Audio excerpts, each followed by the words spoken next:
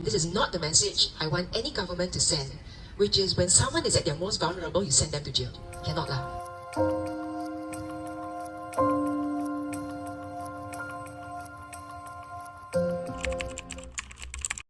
There is no health without mental health. But if we were to be honest with ourselves, I don't think mental health and physical health are treated the same way.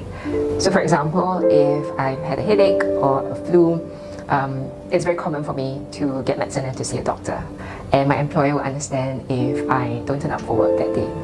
But if I said that I am not doing well mental health wise, unfortunately it is not met with the same kind of compassion. Stigma is still a huge problem when it comes to mental health. And the sad thing is, Malaysia is not doing great mental health wise. If we do not get the help that we need, unfortunately, it will only go downhill from here. So for those reasons and more, there is just so much that we still need to do when it comes to mental health. It's a bit of a personal story. So one day during service night, which we have every Tuesday, I suddenly got a call from the head of Jaya's fire department. I didn't pick up the first time and they called again, so I knew that it was urgent. When I picked up the call, the head of the fire department said, we are doing a suicide rescue and we need you to come because we have a problem with communication language-wise. And you are a woman and this involves a young girl. So I, to be honest, didn't know how to respond because I've never been trained to deal with something like this. I wouldn't be able to sleep if I knew that something happened to this young person and I could have helped it, but I did not. So I cancelled all my meetings that night and rushed over. The suicide rescue took about 3 hours and it was very tiring, but it was successful. Unfortunately, that joy was short-lived.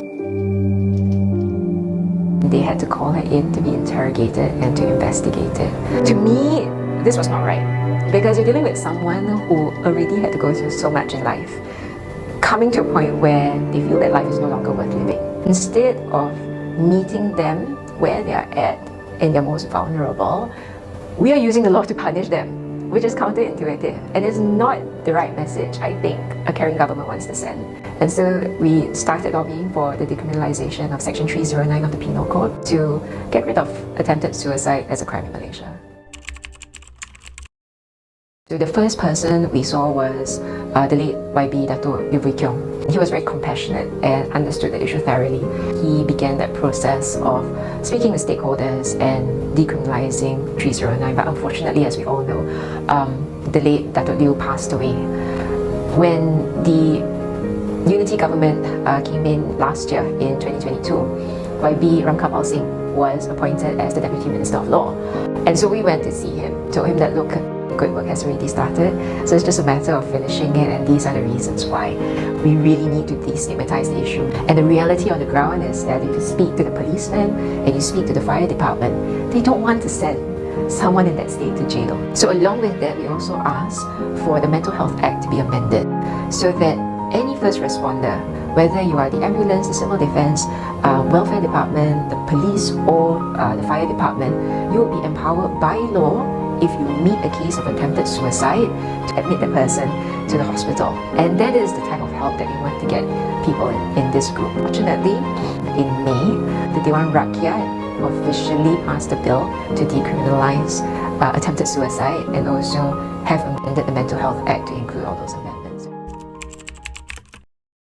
Jaya is very special because we have many universities here, and so in one go we see about 250,000 students from all across not just Malaysia but also overseas coming here to study, and you will have a group of people who are going through a transition in life, which is not easy. So if you don't have a support system, many fall through the cracks and they suffer mental health wise. So at one point, unfortunately, we were seeing either one attempted suicide or successful suicide a month. And if you ask any policeman, they would say that, look, this is something that is out of the ordinary, which they don't face elsewhere. And that to me is a signal that this is something serious. So we equipped community leaders with a suicide prevention training program. But as we did that, people came to us and said that is a very reactive approach and you need to be more preventive. So you rolled out resilience training program for young people.